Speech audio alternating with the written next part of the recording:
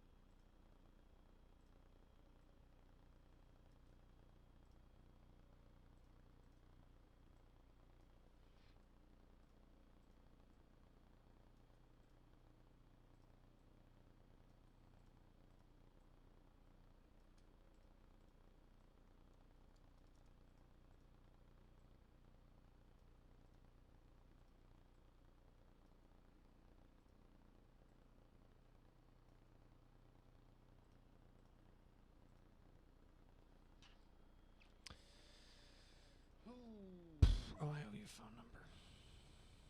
True.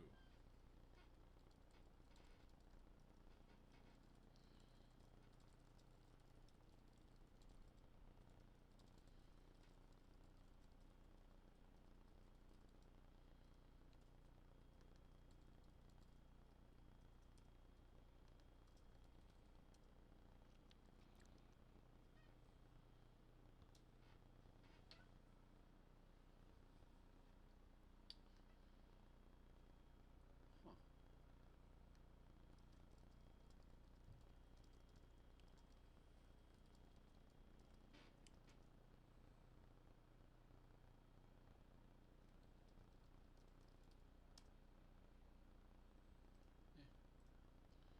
Let's do that later. Hank says between 12:15 and 12:20 is perfect. That phone number doesn't seem real. Right. Man. It really doesn't.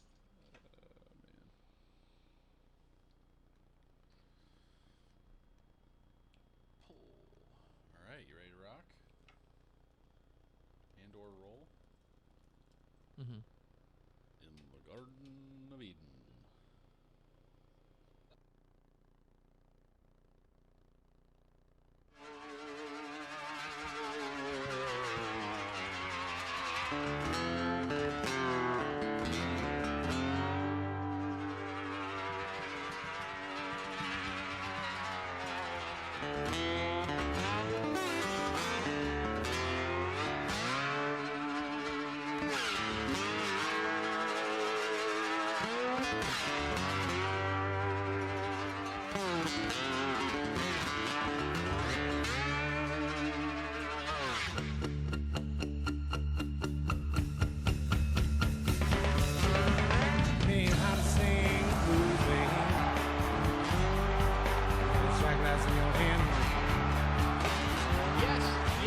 Y'all. DCTF live on a Friday. Going up on a Friday. Casual Friday. Very casual Friday. It's a very casual Friday. Extremely casual Friday. For Friday, it's Friday the 13th. Mm. Friday, November 13th. You feeling the heebie-jeebies? 2015. My name is Greg Tepper, managing editor of Dave Campbell's Texas Football and TexasFootball.com, and that's my partner in crime, Max Thompson. I'm not superstitious. No? No. That's something I dropped a while ago. Yeah. I'm not, I don't believe in momentum in football games. I don't believe in, Okay. Friday the 13th. And that's probably only setting me up to be, killed in some sort of hilarious way on Friday the 13th. Let's hope not. But You didn't have a Go on. Were you more superstitious as an athlete? Go on. I was, but ever since I got that. Ever since I don't know. Basically, ever since I got through college, I was like, I'm not real. Superstition's not my thing anymore.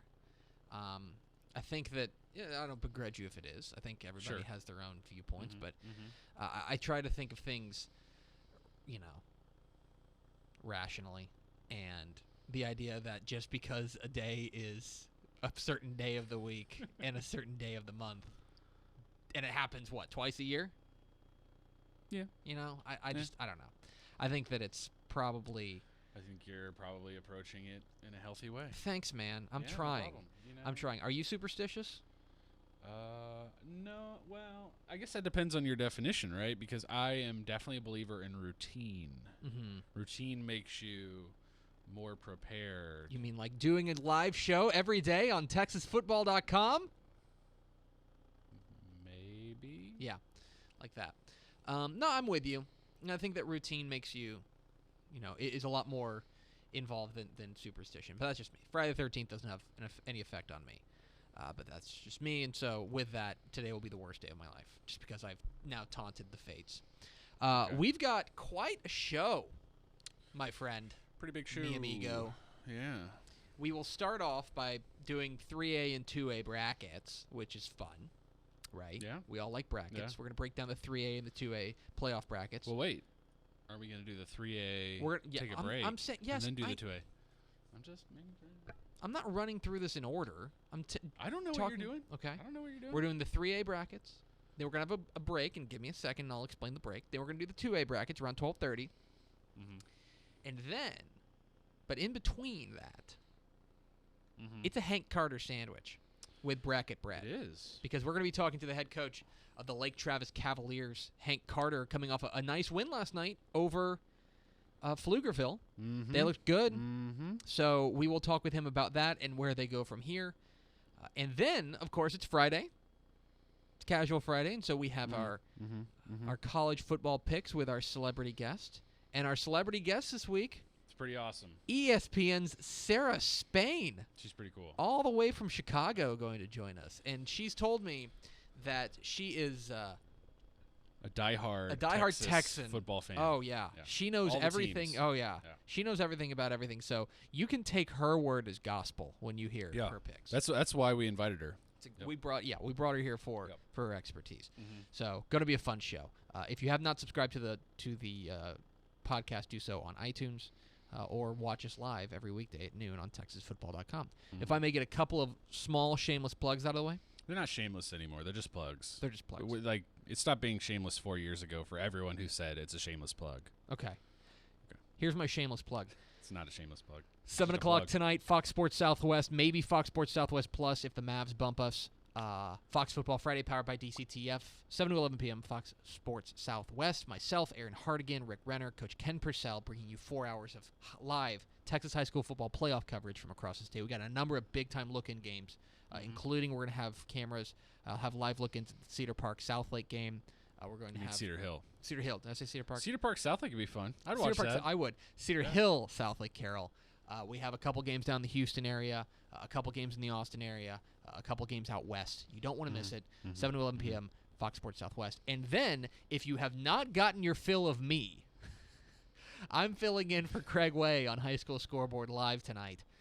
Midnight on Fox Sports Southwest. Because he'll be broadcasting a game in China. Basketball from game. the press box in West Morgantown. Virginia. West Virginia. Exactly. Yeah. So midnight tonight. I guess technically midnight tomorrow.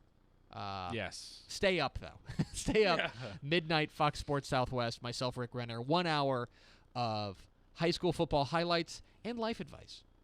Life advice. Mainly from Rick. I don't think I've ever noticed any life advice on this show. Mainly from Rick. mainly. Well, I'll take Rick's life advice. And I'll tell you, for longtime followers of Fox Football Friday, you know that the first week of the playoff is a special tie-day Friday for me. Oh, no. Rocking the bow tie tonight. You know, not everyone needs to wear a bow tie. I do it once a year, first week of the playoffs. I don't know, Greg. First week of the playoffs. Is it the same bow tie every year? No, I got a new one this You year. bought new I bought a new bow bow tie. Wow. I'm going to buy a new bow tie every year. So you have a bow tie for every year, basically. I have 2 bow ties now. That's a lot of bow ties. So it's after I do it tonight. That's it's 2 more than I got. After I do it tonight, it's officially a tradition.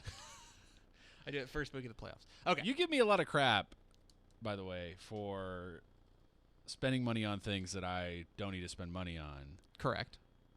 One bow tie every year Yeah. it's up there. One bow tie a year. You only wear it once. Well, so far. Maybe I'll start wearing them more often. All right, let's get to what everybody is here for.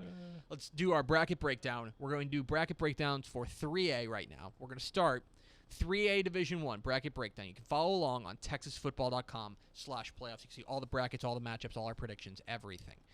We are going to start 3A Division 1. We are going to start in Region 1, as we always do. And for me, there are a number of squads here that I would not begrudge you if you took. I think that Region 1 has a number of heavyweights that need to be taken into account, mostly out in West Texas, as Region 1 tends to be.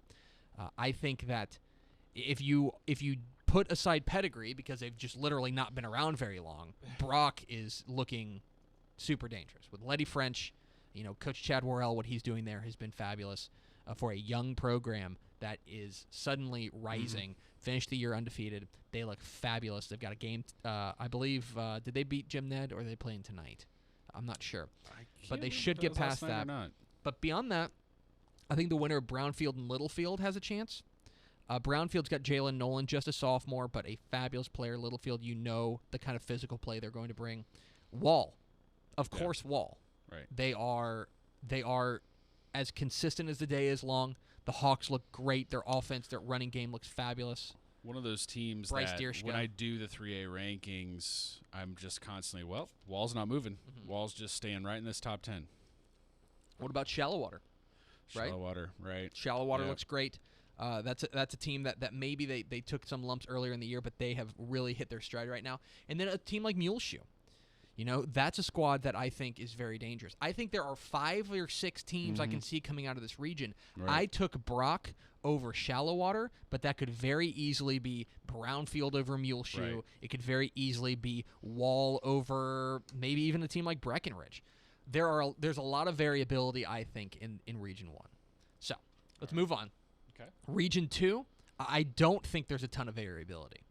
I hate to say that, but I think it does seem like we're on a crash course. I think that you've got 2 teams on opposite sides of the region that are careening towards one another in a regional final. I think it's the team that surprised everybody by making a march to the state title game last year, Mineola. Yep. And Jeremiah Crawford. They are doing just big-time things. They're really, really good. And that big offensive line with the Anderson twins. Them. And then on the other side, you've got Pottsboro. And we talked with Matt Poe, and I know you're high on Pottsboro. I'm high on Pottsboro. You love you some Zane Pritchett. Zane Pritchett's a man. That defense is fabulous. If you're looking for a spoiler, maybe White Oak, who Pottsboro is going to need to beat next week. Sunnyvale, if you're digging the DFW area team, Sunnyvale scores a bajillion points a game. That's true. That's a team. Dangerfield, there's few teams in the state that have the pedigree that Dangerfield have. Redwater won District 7, and that's no pushover. Scurry Rosser, maybe. Callisburg is a team that's faded a little bit down the stretch, but the winner of that game could have a shot. That said, I would be surprised if we didn't have Pottsboro and Mineola in a regional final. I would too. And that's a coin flip. I'm taking Pottsboro. I think you're taking Pottsboro. I think I am too. I know Mike Craven took Mineola. That is totally fine. Sure. That's really good. Region 3. We're in 3A Division 1. Follow along texasfootball.com/playoffs. Region 3, there's the looming giant. And I've said that a couple of times, but there is the little thing of the 3-time defending champs, Cameron Young. And they have 1 loss on the year, but it was to a 4A squad. They are They run the ball so well with Trayon Smith. They have such a great defense with DeAndre Adams. I think there are a couple of potential landmines. This is a nasty region. It's nastier than it looks like at first glance. These are good teams. There's speed all over Region 3. Kirbyville is lightning fast. Teague, lightning fast. Yes. Grandview, huge numbers through the air. Grandview, East Chambers. Yeah.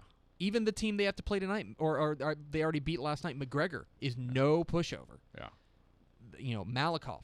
There are a number of really good teams here that could trip up Cameron Yo, but you're also starting from the position of they're the favorite. Yep. And everybody in that region knows it. And I think they know it. So, can anybody trip him up? Maybe. I've got Cameron Yo over Kirbyville. I know you have Cameron Yo over Teague. Yeah. But I believe all three of us like the Yeomen to come out. And I wouldn't be surprised if the winner of this region wins it all. I would not be surprised either. Region 4 is just pull a name from a hat. Yeah. These teams, there are a number of excellent teams that all seem super. There seems like tons of parity in this one. Yeah, tons of parity. You look at, if you just go by the district champions, just the district champions. Luling, I for one am not buying Luling. That's just me. That's just me. That's just me. I for one have my doubts about Luling, but they could up and surprise people. What about, let's see, Marion? Mm-hmm. I think Marion, if you're looking for a team from District 13, Comfort. Yep. Okay. Aransas Pass. Yep. The winners of 16. But for me, I went with Hallettsville. I think that the Brahmas, that running game is really impressive. I took them over Goliad. I don't feel great about that. I think, look at this. I think for our picks, we've got 6 different teams in the regional finals. It's one of the few times we have that. I've got Hallettsville over Goliad. Yep. You've got Hitchcock over Mathis. Yep. Mike's got Edna over Aransas Pass. And I don't feel good about any of it. Again, pull a name from a hat. I think that one's wide open. It's a wide open race. As far as the state champion, I got Cameron Yo. I got Cameron Yo beating Pottsboro. You don't bet against that kind of pedigree. As we said with Allen, as we said with Navasota. To be the man? To be the man. Woo! You got to beat the man. And right now, Cameron Yo's the man. I've got Cameron Yo over Pottsboro. Yep. You've got Yo over Brock. Mike likes Mineola. Mike likes Mineola to come out of Region 2. He thinks that they were a year early last year. Maybe they are. Maybe they are. I could see Brock, Pottsboro, Mineola, Cameron Yo, all winning a title. It's that's gonna be a fun one to see play out. I really don't know. Should be awesome. Good. Let's do our bracket breakdown for 3A Division 2. Follow along at texasfootball.com/playoffs for all your brackets, all your predictions, all your matchups. We will be updating it throughout the playoffs. texasfootball.com/playoffs. We start in Region 1, and in a rare case, we all three have the exact same regional final in the exact same result. Mm-hmm. I don't think that is necessarily a sign that they are a runaway favorite. I don't think so either, but it's pretty interesting. But we like Cisco. The running game for Cisco has been grinding all year long. They play great defense. You know what you're getting with Cisco. I think that they are very I think they're consistent. That said, Idalou. Yeah. Idalou? I mean, Idalou is the team I look at there and I go, I don't know just how good they are. I know they're good, but I don't know just how good they are, and it would not surprise me to see them make a run. I wouldn't be surprised to see anybody whoever wins the Spearman Eastland game tonight That's another good one too. To make a run. Yeah. Both those teams looking great. Sonora has oodles of pedigree. And they expect to win every time. They are dangerous. I think Post, that's the team a lot of us have coming out. And that's a team that's kind of come out of nowhere. They've been building up to this. But Post has been excellent all year long. I think they are a legit, not just regional title contender, but a legit state title contender because of the way they play defense. That said, I'm taking pedigree. I'm taking Cisco over Post. I believe that's what we all three have. Yeah. Region 2. Region 2 is, again, we have the same thing, all three of us. And I think that maybe there is one team that I think is a little bit above all these other teams, and I think it's Wascom. boy, is that a surprise. A team that lost everything. Everything. They lost basically everything except Chan Amy. Yeah. Every piece that you remember from that state title game last year is gone, except Chan Amy, and yet here they are at this level. That's incredible. Rebuilding to on the lose that many guys, come back, and they are smacking teams around. Reloading on the fly. I like them. I like Wascom to come out of Region 2. If you're looking for somebody to knock them off, maybe a team like Howe, maybe a team like Alba Golden. Maybe. Maybe a team like Hooks. I don't know if I can get on board with that. Gunter, maybe. Yeah. There's a couple of potential spoilers, but I think Wascom's your favorite in Region 2. Yeah. Region 3. Region 3 is where, again, I think we have a favorite, but I think there are more landmines there. And I've been on board this. I hate to be a hipster about this, okay? But but I've been aboard the Franklin train for quite a while. Will Phillips is one of my favorite players in the state. You're a big Phillips fan. The linebacker there. Yeah. I think that they have a couple potential landmines for them. Mm-hmm. Newton, which I don't know. Newton, when they play well, look like the greatest team that's ever walked the earth. But on the other hand, sometimes they go out there and they just lay an egg. Maybe, but the latest string of results seems to suggest there's a chance they've turned it around. If you want to talk about peaking at the right time, Newton is undoubtedly peaking at the right time. Yeah. Crockett's got tons of speed. Yeah. Gerald's got tons of speed. Gerald's kind of a quiet Central Texas team that maybe not everyone's paying attention to. I know Danny Davis has paid a lot of attention to him down at the Statesman, but not really sure. No, I'm not either. Those would be the contenders. I think I still lean towards Franklin because of their defense, because of Will Phillips, because of the way the Lions are roaring into the playoffs. I like Franklin to come out of Region 3. Okay. And Region 4 is where things get wild. I think that there are, in Region 4, 3, potentially 4 teams that you could say, absolutely, they're going this year. This is the year. Mm-hmm. You start with East Bernard. Oh, sure. This was a preseason pick for Dave Campbell's Texas football. Yep. They've fallen down a bit, but I think one thing you cannot overstate about East Bernard is how hard it is to game plan in 1 week for the slot T. And the slot T offense itself is an advantage for them because you're not used to scheming for it. Right. I think East Bernard, and especially the way their defense has been playing of late, I like the Brahmas. I also like... if you're into defense, Blanco's your team. Yeah. Blanco plays lights out defense. Yeah. They've made some runs in the last 5-6 years. Would like to see them make that one. The other team that I think could get into the mix is Odom. Yeah. Odom has, of course, Michael Everett at their quarterback position, who's been terrific, a dual threat type guy. I like Odom. If you squint, you can maybe see a team.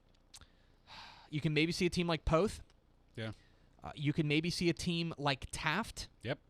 But for now, I'm sticking with the Dave Campbell's Texas football preseason pick, and I'm going with East Bernard to come out of Region 4. I did the same thing, but I don't feel great about it at all. I think Odom's been great, but just going with experience and being there and maybe getting it together at the right time. We'll see. So that would give us regional finals for us of, let's see, Cisco over Wascom, which interesting clash in running games there. And then Franklin and East Bernard, where the winner might win 9-6. It's possible, yeah. I'm sticking with the preseason pick. I'm going with East Bernard. I think they're peaking at the right time. I think that those losses are far behind them. I think that the slot T gives them such an advantage. I'm sticking with them. I think that they end up running the table. I mean, this is a team that's given up 81 points all year, and they gave up 20 of them in the first 2 games. Right. To a 4A team in Stafford and to a Houston Christian team that ended up being pretty darn good. Yep. I like East Bernard. I know you like Wascom. I'm buying in, man. On the repeat. The freight train going off the rails. Watch out. Here they come. Okay. The Chan Amy show. And Mike, going with Blanco. Riding that Blanco train. You know what? I'd like to see it. Defense wins championships, right? I think it'd be awesome to get a team like Blanco all the way there. At a Region 4. But I don't I don't know. It's going to be interesting. Although, what's funny is that I like a Region 4 team, he likes a Region 4 team, and you like a Region 2 team. So, very interesting. Again, TexasFootball.com/playoffs, all your brackets, all your predictions, all your game listings. We'll have it all. We're updating it all weekend. We don't sleep. TexasFootball.com/playoffs. We're going to shift gears and go from small schools up to the big schools. And there was some high school football last night. Some surprising results, I think. Fort Bend Hightower, unbeaten, goes down. The dreaded 10-1 season for the Hurricanes. Friendswood looked great last night. South Oak Cliff beats Mansfield Timberview. In Mansfield Timberview, they've got to be scratching their head asking what in the heck happened. And as Corbett Smith of the Dallas Morning News so aptly put it, a Dallas ISD team was playing for a field goal to win the game and made it, which is kind of, for anybody who's followed high school football in the state of Texas for any length of time, you know what a minor miracle that is. And then last night, there was the Lake Travis, the Cavaliers, looking great. They roll past Pflugerville, the team that made it in on the three-way coin toss. They roll past Pflugerville last night, 48-0. And here to talk about that and many other things regarding Lake Travis is the head honcho of the Cavaliers. It is Coach Hank Carter. Coach, how are you? Man, I'm doing great. How are y'all doing? Doing great. Congratulations on the win last night. You hold Pflugerville to 123 yards of offense, posting your fourth shutout of the season. I imagine that it was a happy morning in Cavalier land. It is. It's anytime you go to a playoff game and you're able to get a victory, we're all elated and excited, and really proud of our kids. It was also a neat deal. It was the last home game that our seniors ever played here, and so to go out with a big win like that was huge. It was an awesome night. The other side of it, obviously, your offense had a very nice night. Things, you return the opening kickoff to get into, range, and then obviously kind of roll from there. Things looked excellent for you. I know that you're a little banged up with Abe Willows, your running back, down. So for your offense to go get where you want to go, who are the guys that we need to know that are going to be stepping up? Yeah, I mean, I thought that last night our offense came out and we did exactly what we needed to do. We needed to score, and our defense needed to hold Pflugerville down early. To what they wanted to do was run the ball and try to shorten the game. And so I thought our players and our coaches did a great job of coming out and executing the game plan early for that. When Abe went down against Westlake, that was a big blow to our football team, and mainly from the standpoint that he's such a leader in our locker room, and just such an awesome individual. And to see him have a senior year shortened like that due to injury is tough. The guys replacing him, we've kind of told all of our kids we don't have another Abe Willows on the sideline here to put in, and so it's not anybody's one job to go out there and to do that. But we've got a lot of kids that is kind of taking on that role, and we just need everybody to step up their game a little bit. Santiago Villegas and Malik Barkley have been the two kids that have taken the share of what Abe was primarily getting. We're talking with Hank Carter, the head coach of the Lake Travis Cavaliers, here on DCTF Live. Get involved in the conversation, #DCTF Live. Coach, it would be silly to talk about Lake Travis football without talking about a quarterback named Brewer. And it seems like you guys have another one in Charlie. He has really matured this year. What have you seen from him that's been most impressive? Everything about the way he's played. I could not be more proud of a young man than Charlie Brewer. He obviously lives up, has a lot of expectations to live up to. Number one, just being the quarterback here at Lake Travis, but also with the last name Brewer. And his older brother played here and was a part of 3 state championship teams and was an excellent player and has still got a big win last night there at Virginia Tech. But I think that Charlie has just done a great job of handling everything. He's come in and has been the leader of our offense and has distributed the ball when needed to, but he's also made a ton of plays with his feet and really has just picked up the offense. This is our second year with our offensive coordinator, Mike Wall, and just done an awesome job. I could not be more proud of him and excited to see him continue to grow and mature. He's only a junior, and I really feel like he gets better every game, and so we want to keep that going. Coach, everyone loves to talk about the offense of Lake Travis. It seems like that's all we've ever talked about for the last 8-9 years. Yeah, you're a defensive guy. We've talked a lot about Abe Willows being down for you, but you also lost Sammy Ochoa on the defensive line. How's this defense look without your big man in the middle? Well, yeah, I am a defensive guy, and being the head coach, but I also call the defense. And so, I just feel like the biggest way that I can contribute on game nights is to coach those kids, along with our assistant coaches and our defensive coordinator Ryan Ludicky, and try to hold the opponent to as few as we can get, or as few as we can. Losing Sammy, to that car accident, and Sammy's going to be okay. He's fine. Just saw him a while ago. He's up walking around in a brace, and just looks fantastic. By the way, he'll be perfectly fine and good to go for next year. But yeah, losing Sammy, that's tough because we don't just the physical presence that he brings inside. He's about 6'1", 275, and runs probably a 4'8", 4'9", 40. He's something else. And so yeah, I mean that hurts us. That was a place that we had incredible depth. We felt like going into the season, and obviously now, that depth is taking a hit a little bit. Corbin Pierce has come in, as well as Scott Cummings, and those guys have done great. And so, like I said, that's an area where we felt like we had some depth. We don't have another Sammy, but we have some guys that are getting there and fighting and clawing, and they've done a nice job. And what that'll look like for us down the road, I don't know. We had the benefit of having a lot of size in there before Sammy's injury, and now we're not quite as big, but we're just going to have to win a little bit differently. I'm still very confident in our kids, though. We're talking with Lake Travis head coach Hank Carter here on DCTF Live. Get involved in the conversation, #DCTF Live. Coach, you look ahead to where you're going next week, and it looks like you'll be taking on either Spring Westfield or Kingwood. I imagine you will have all eyes on that game this weekend. Do you have any sort of what is your game planning? What is the game planning schedule like in a situation like this where you've got a little bit of lead time? You don't know who you're playing yet. Yeah, it's a little bit unique. We played a Thursday game, and our opponents are playing on Friday night. We don't know a great deal about either one of them, and we've seen them on film in past years just because they were playing. I think when we played Atascocita a few years ago, we saw Kingwood, and then last year when we were getting ready to play Spring, I think we saw Westfield's kids. I think we have a lot of respect for both programs. Know that they've been real successful. Know that Westfield's had some deep playoff runs lately. But it's really just to wait and see who we're going to get tonight, and then we'll trade video and focus all of our preparation on that. For us, really today is about putting last night to bed. And so, our game last night, going through, grading the video. We watched video with our kids this morning. We'll bring them back after school, go over the special teams with them, make sure they get treatment and get a lift in and all that. And then, we've got scouts going to the game tonight, and I'll try to listen to it on the radio or on a computer, and see who we're going to get. It's pretty exciting. Either way, we're excited to be playing in the second round and to just look forward to that next challenge. Coach, playoff wins have been harder to come by for the program at the 6A level. What's the biggest adjustment you guys have had to make after making that leap, and what do you think you guys have done this year to maybe put you in a better position to make a deeper run? I don't know what adjustment we've necessarily had to make. I think that our first year in the larger classification, by the end of the year, we were a much different football team because of kids we lost. We had probably 6 or 7 starters lost to season-ending injuries, and so we were just a different team. I think in 13 we made a great run. We got beat in the semifinals and had an opportunity to win that game. Cedar Hill made more plays than us down the stretch.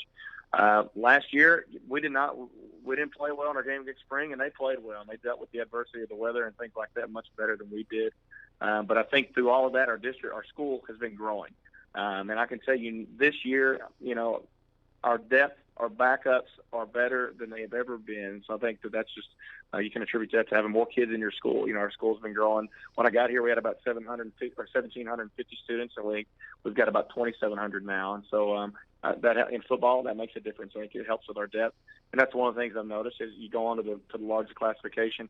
Injuries are a part of this game. They are 100% going to happen, and I think the more depth and the more talented and skilled players you have, the better you are equipped to deal with injuries when they come up, and that's been something that's affected us.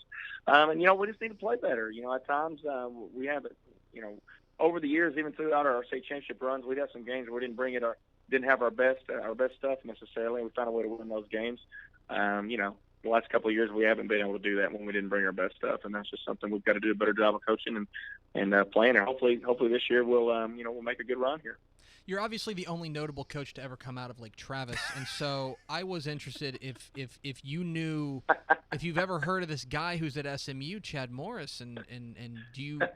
I thought you were going to say Jess Lepp. He's another former Lake Travis. Jess Lepp. Have you? Yeah. How often are you talking with Coach Morris up there at SMU? Yeah, I talk to him quite a bit, and I know that they're up there rebuilding that program, and it's been a tough year for them. I think that they knew it was going to be an uphill battle for a while. But yeah, I do keep in contact with Coach Morris and talk to him often, as well as Coach Lepp and some of those other guys on that staff. And yeah, I mean, that's excited for him. Coach Morris is getting a chance to live out one of his dreams, and we wish them the best of luck.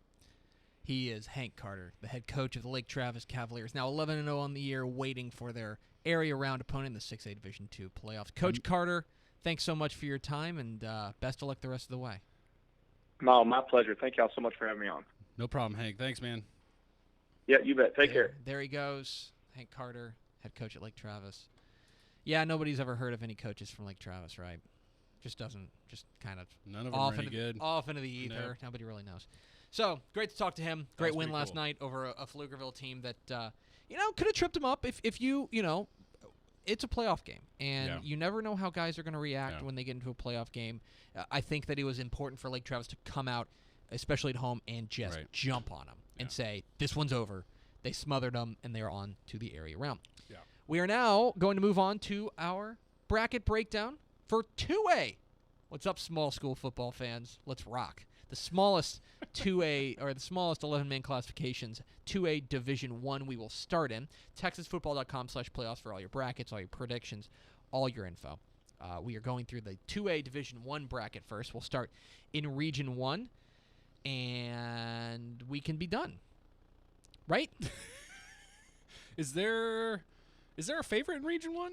Are we sure? Listen, guys. At this point in the game, if you want to pick against Canadian to not come to lose in Region 1, because honestly, I think they've already beaten the second best team in Region 1 by 40 on the road. Yeah. In Stratford. Yep. Maybe New Deal gives them a run. Maybe Abernathy or Wellington gives them a run. Maybe Hawley gives them a run if they can get past Anthony.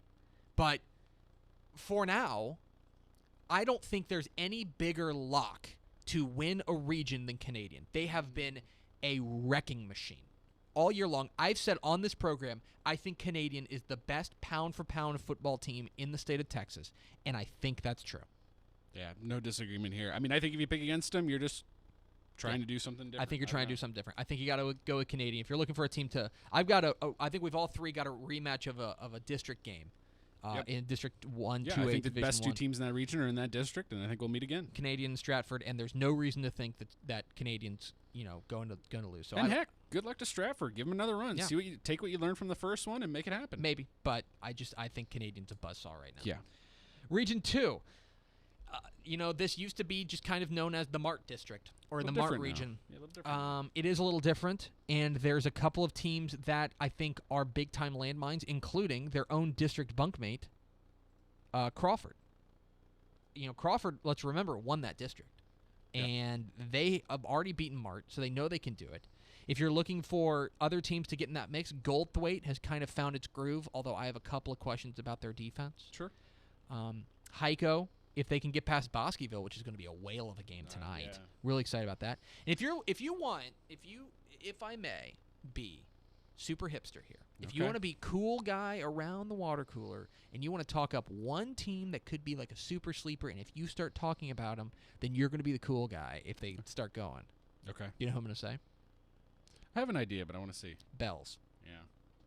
Because Bells can score and score and score and score and score. They've got stupid offense. Okay. Yeah. Derek Ponder, their quarterback, has thrown for like 9,000 yards this year. It's been nuts. Now they've got Clarksville tonight, and that is going to be extremely difficult because Clarksville's excellent. Yeah. But I'm just saying that if you wanna hop on a bandwagon, that's not a bad bandwagon to hop on. That said, I like another district rematch, and I like it to go the same way. I think Crawford beats Mart in the regional final. So what you got? I think you do. Did I pick them that way? You do. You have Crawford over Mart. In fact, all three of us have Crawford over Mart. Yeah, that's right. Okay. So then let's go to Region 3. And Region 3, I think, also has a heavy favorite, but I think there's a lot of mitigating factors here. I called this the second toughest region. It's tough because... It's a tough one. Because we're talking about Alto. So Alto has been... They're 10-0. They look fabulous. They've been terrific. But He's gotten through a lot of adversity. My obviously. thing is, I wonder, you've got to remember these are 16, 17, sometimes 18-year-old kids. Yeah. They watch their teammate, Cameron Matthews, collapse due to an aneurysm and tragically die. I wonder, I think Alto's the most talented team, but I wonder what's going on in their headspace. That's the biggest thing for me. That's the only thing I've got that makes me kind of give me pause about Alto. That also, whoever's going to come out of that top part of the bracket is not going to be a pushover either. Price Carlisle's excellent. Very good. Shelbyville, Springfield's rival. Yeah. They're undefeated. Springfield's rival. Quiet you. They are. Sorry. Centerville, Harleton. Yeah. If there's a team that can challenge them in the bottom of the bracket, it's probably maybe, I don't know, Cayuga or Lovelady, whoever comes out of that one. For me, though, I think it's Alto. I think Alto's the most talented, and even with the adversity they've gone through, I default to them. I think that they've got the best. I think so, too. And look, last year we saw what tragedy can do to help galvanize a team with Gilmer and losing Desmond Pollard. And, you hope that that's the sort of mindset a team like that can have in this situation. And if not, I just feel for them. It's an impossible thing to navigate, and I can't imagine where their heads are at. So then we mosey on down to Region 4. And if you're picking anyone other than 3 teams, you're just trying to be different. But this is a heavyweight brawl. This is 3 physical, angry football teams. Okay? Now, the good news, the team that has the best draw here is Shiner. For sure. Because Shiner... That's what they get for winning that district. Shiner is on the opposite end from what we're almost certainly going to see as an area-round slugfest. Yeah. Mason and Refugio. It's going to be awesome. It's going to be great. So I will tell you that if you are in Region 4, if you're looking at Region 4 and you're looking for a pick, it's one of those 3. Yeah. It's Mason, it's Shiner, or it's Refugio. And remember, Shiner has already beaten Refugio. That's key here. That's why I like Mason versus Shiner in the regional final. Or actually, no, I like Shiner and Refugio in the regional final, and I've got another district rematch. Yeah. I've got Shiner beating Refugio again. Yeah, and Mike and I went with Shiner and Mason in the final. And obviously, something you can live with. But I think that's a game I want to see. I want to see that physical game between those two teams fought out in the trenches. Be over in 15 minutes. It'll be over, and that's in 15 fine. Minutes because but I would love to watch it. It would basically be a running clock. It'd be great. But I think that'd be a fun one. But hey, Refugio's been here more than anyone else. So that would give us, we've all got, generally speaking, the same semifinals. Yeah. Canadian and Crawford. Yeah. And then you've got Alto and either Shiner or Mason or Refugio. Yeah. And I think the winner of Region 4 comes out of the right half of the bracket. And then I think you got to go with Canadian. And right now, I don't think there's any bigger favorite to win a state title than Canadian. I think Canadian is so far ahead of the pack that it would be a massive upset if they didn't win a state title. I don't think anyone could argue with you at this point. I think it's Tanner Schaefer, it would be Corey Chidester, that defense. It's not that they throw the ball around, although they do. Yeah. And it's not that they play defense, although they do. They do everything. And they do it well. Super and for well. A team at 2A Division 2, it's incredible. Division 1, excuse me. The speed they have is it's ridiculous. amazing. So we all like Canadian to win a title. Yeah. Okay. 2A Division 2, the smallest 11-man classification. I love these guys. Love this. Okay. We start in Region 1, which is, for me, the most wide-open region in the bracket. I think that you've got 3, potentially 4 teams that have a chance to win Region 1.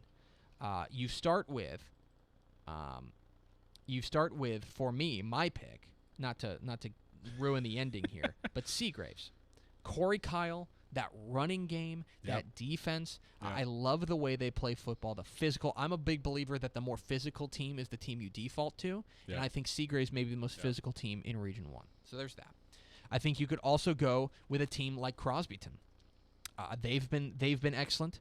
I think you could go with a team like Vega. They won their district. They are unbeaten. The Longhorns have been rolling people. Coach Ken Purcell's alma mater, by the way. Mm-hmm. Or you could go with a team, if you squint, you can see a team like Sunray making a run. But for now, I like Seagraves. That's me. I know that Mike likes Vega, which is fine. I think Crosbyton's in that mix as well. I'm going Seagraves, so I'm right there with you. Region 2, I think you've got two teams that are a little bit ahead of the pack. Yeah. I think you've got Albany, who of course was in a title game last year. Yep. Alex Faith and that incredible offense. Drew Neese, their quarterback. Their defense has come around this year. Mm-hmm. And Ira Ann. Yeah. Ira Ann. Sorry. Okay. The Braves have been excellent. And I had somebody ask me about this pick because I picked Albany over Ira Ann. Mm-hmm. And I said that if they meet, that's a coin flip. I think that's a coin flip. The other team in this mix is Seymour. Seymour's been excellent as well. Seymour is my dark horse run pick. I've got about 3 or 4 through all the classifications. Seymour is one that I am. You can ride that. Gonna see if we can pull that off. But I wouldn't be surprised if Albany just bum rushes the whole thing and says, "Hey, we deserve to be right back there." Or Ira Ann. Those are the two that I've got my eye on. I mean, look, I picked Ira Ann, but I'm just saying I wouldn't be surprised if Albany just nips them all. Region 3. Speed. And again, I think there's two teams that stand out above the fray. I think that it's Munster because of their speed, especially their speed on defense. And I think Tenaha, a team that has been so baffling that, I mean, this is a team, I believe they have 4 losses. It's very similar to Newton. The way they started the year and the way they're playing now are completely different. So they dropped their first game, their second game, their third game. They started 0-5. And then they rattled off their next 5. And if you're a believer in peaking at the right time, they're peaking at the right time. Yeah. And they've got that speed, and the defense has been shored up, and that's the biggest thing for them. Mm-hmm. I think right now, and you also look at the teams they lost to, Alto. Good teams. White Oak. Very good teams. Joaquin. Yep. Bullard Brookhill, a perennial private school power. I like Tenaha, and I like Munster, and I like Munster to beat Tenaha in a title in a regional final. Yeah. Region 4. There is one team that you're going to recognize, and then 3 other teams that I could absolutely see winning it. Really? You're talking about Bremond, the defending state champs, Rashad Paul, and all those guys. The thing we mentioned at the title game last year is you look up and down that Bremond roster. As they're hoisting the trophy, you go, sophomore, junior, sophomore, Here junior, they sophomore, come junior. They're coming again. back. And they're back. Yep. And they look great. Yep. Now, this is a bear trap of a region. It is. It's tough. Because Bremond will have to beat Kennedy, which they probably will. Yeah. Probably Woodsboro or Rock Springs, who is. And then they're probably playing Falls City. And you want to talk about a team with pedigree? The Beavers have pedigree. Yeah. They have been outrageous all year long. And then if they get there, you've got one of the best chances for an extreme South Texas team to win a title in a long time in Bruni. Yeah. That the Badgers, their defense has been ludicrously good. Yeah. Watch out for them. For now, though, I ended up taking Bremond over Falls City. Same. You got Bremond over Louise, who is also in the mix. Yeah. Louise should be there as well. And then you get to a title game. And you went with the surprising pick here. I'm going with Seagraves. Yeah. I think when you get down to that small school level, when you get down to the 2A level, if you have that one horse, like they've gotten Corey Kyle. Oh yeah. If you've got that one horse, go back and think about the teams with the Mason teams with David Mora, where all they did was turn and hand it to him, and they play great defense. Yeah. That's what I like about them. Now, Bremond has that guy as well. I was about to say, I mean, if that's the case, we're all headed towards the heavyweight fight with the 2 guys on each end. And you know what? Albany's got that as well. Yeah, that's true too. Okay? Yeah. There's a number of teams here that have a chance to make that run. I think Ira Ann has that as well. Yeah. For now, I've got Seagraves over Bremond. I know you have the inverse. Yep. And then Mike has Bremond over Albany. So that's about right. I mean, those seem like those teams. Are the teams. I'd say teams with a legit chance: Seagraves, Albany, Ira Ann, maybe Munster, Bremond, Falls City, and Brady. Those are the 6. All right. Whereas in 2A Division 1, you have a clear favorite in Canadian. I think 2A Division 2 is wide open. Yeah. This is DCTF Live. You are watching right now. TexasFootball.com/live. We're here every weekday talking high school and college football in the state of Texas.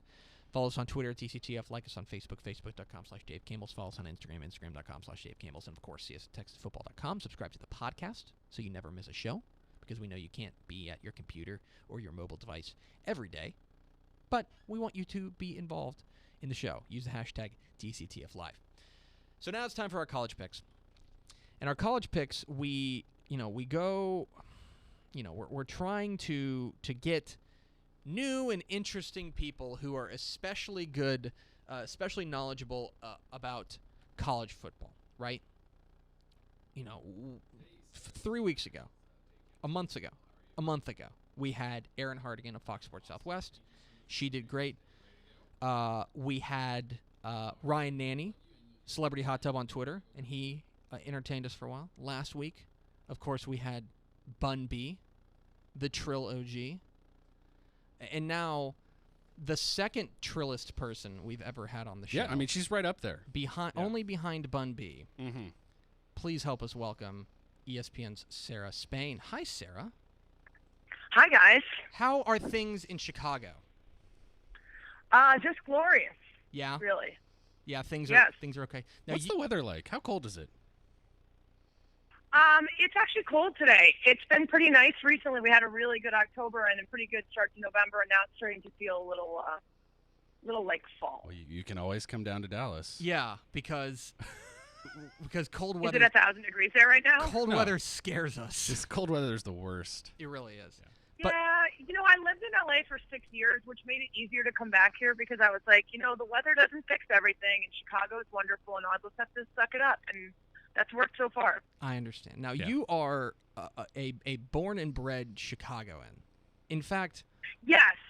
In fact, often, you try to hide it, but I don't think you do a great job of it. I don't really try to hide it. No. Okay.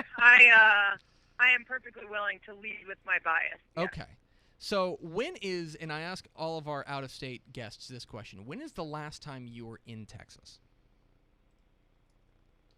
I know. I believe when I was there for the Super Bowl, when it was freezing and the ice storm. and snowing.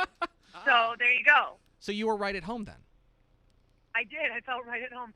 Except for I was working like red carpets that had been scheduled to be outside, and they couldn't move them, so it was not warm. And kind of a mess. All right. So now I don't mean to bring up a sore subject, but here we go. We are a football show, okay, Yeah. and she's from Chicago. Yes, Sure. yes. So Sure. we can obviously ask about Jay Cutler. Yes. Do you whenever Cuddy does it, are you aboard the Cuddy did it train? Are you cheering for Jay Cutler? Do you want him to succeed?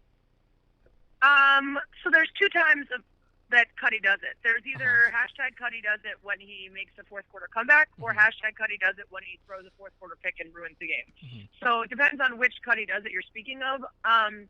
But I have to admit that I have no idea why. I still am rooting for Jay Cutler to succeed. I have no idea how he has made me think of him as a sympathetic figure, despite years of disappointment. But yeah, you're a Cubs fan. You're trained for this. I am. I'm a masochist, I guess. Yeah. Is the problem. Yeah. That's more or less it. She is Sarah Spain. Things wouldn't feel right if things were going well. Right. Things are only going right when things are going wrong. Yeah. Exactly. She is Sarah Spain of ESPN. Follow her on Twitter at Sarah Spain and check out her fine work on ESPN. You're still writing for ESPNW, yes? Yes. Yep. Okay. ESPNW.com. Their outstanding site.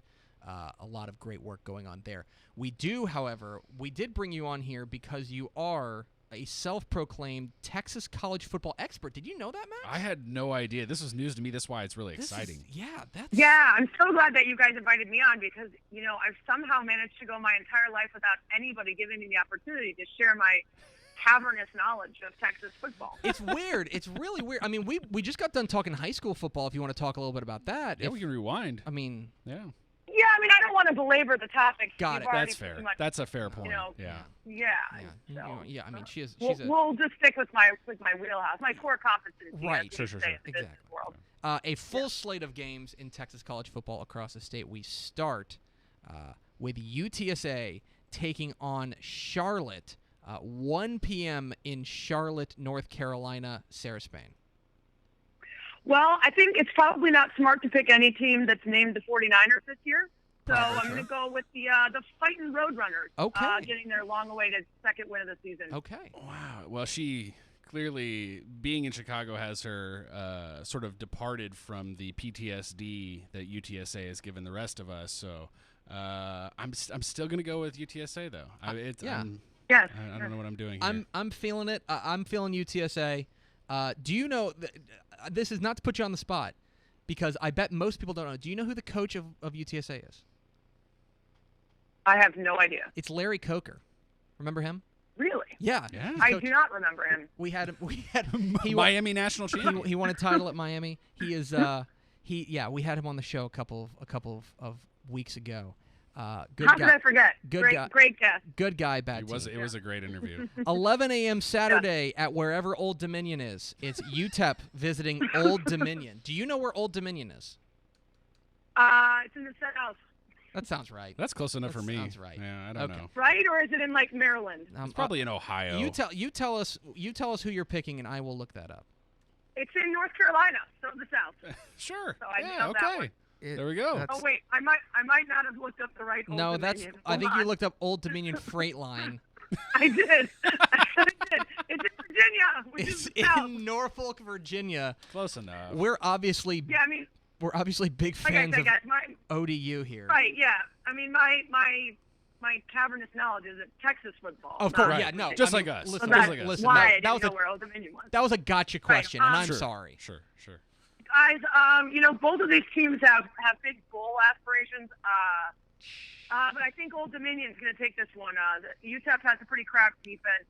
Old Dominion's going to pour it on offensively. So I'm going with ODU.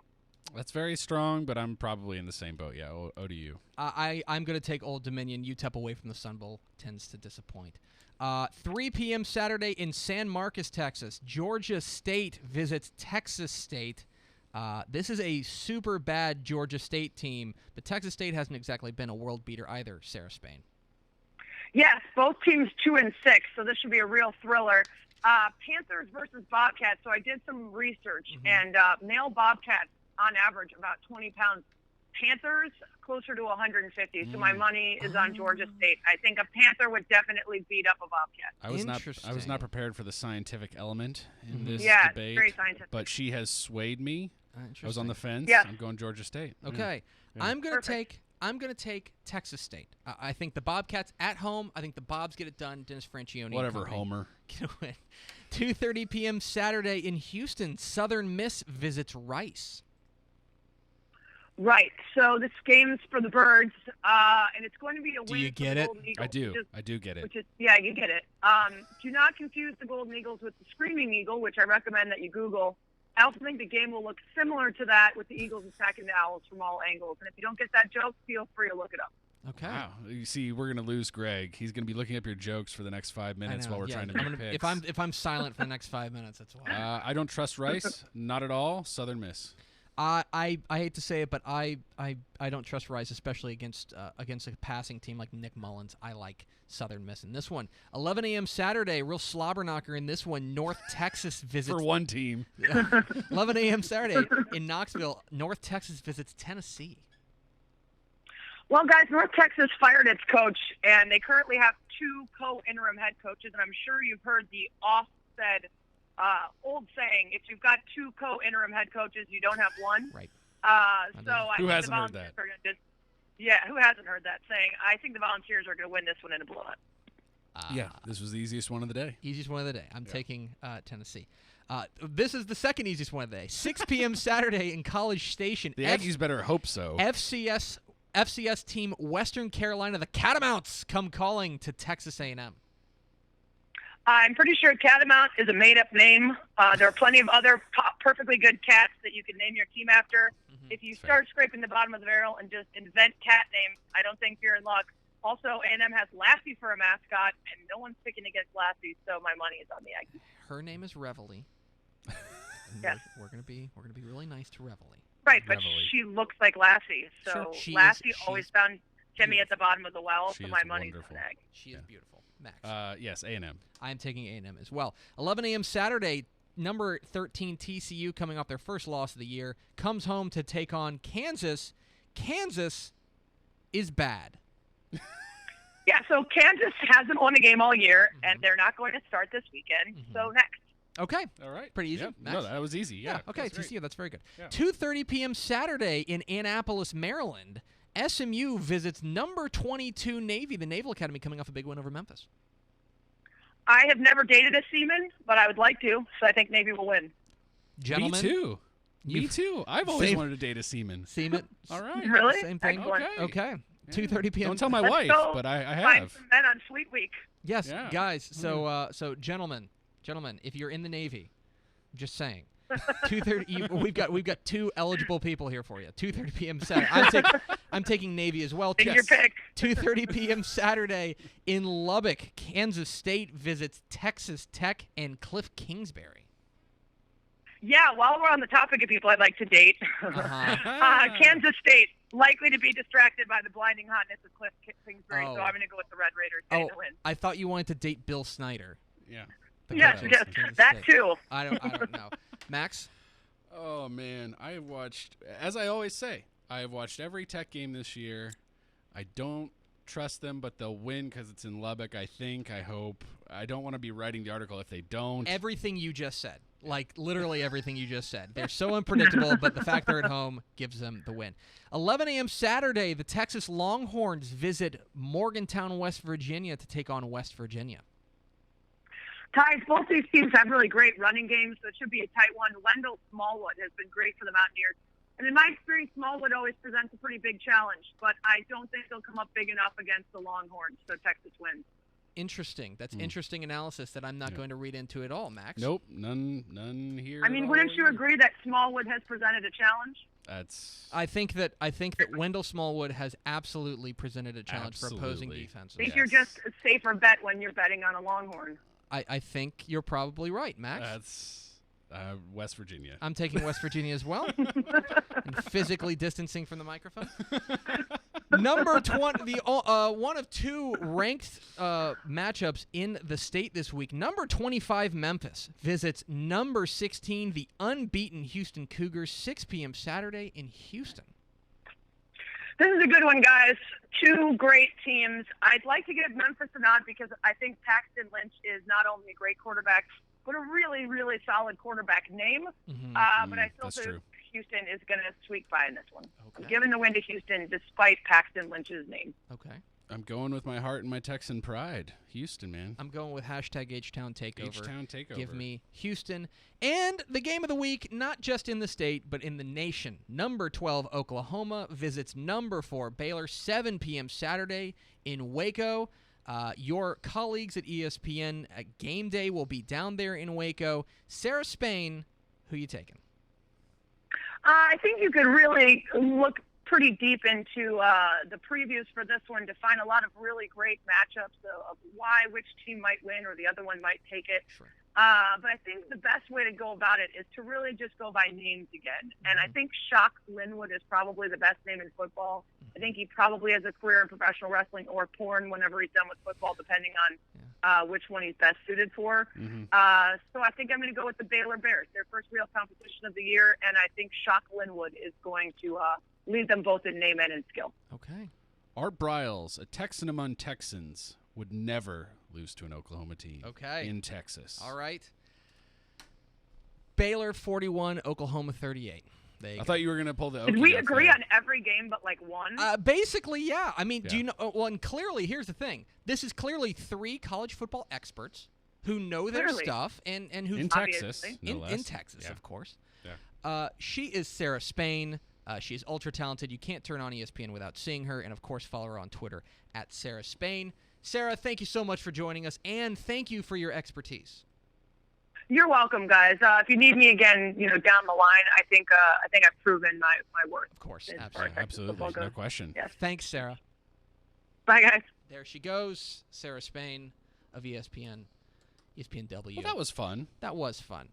I liked her. I thought she was spot on with most things. She was prepared. She is the second of our guest pickers. I don't know if you noticed this. The second of our guest pickers to bring up adult entertainment during their picks. I don't know what that's about, but it's pretty awesome. Because Ryan Nanny brought up. I was going to say I love that it was her and Ryan. Yes, who both did it. Celebrity Hot Tub did it as well. That's pretty great. Good show, Max. That was a great show. Proud of your efforts. Way to keep your head on a swivel there. You did a good job. Thank Greg. you for watching. Even for a guy in a yellow shirt. Thank you for watching or listening on iTunes. We are here every day, every weekday at noon at texasfootball.com. Follow us on Twitter at DCTF. Like us on Facebook, facebook.com/Dave Campbell's. Follow us on Instagram, instagram.com/Dave Campbell's. And, of course, see us at texasfootball.com. Vince Young, please come get your Player of the Year trophy. And we will see you on Monday on DCTF Live. I messed up the name. Let me try that again. We will see you Monday on DCTF Live.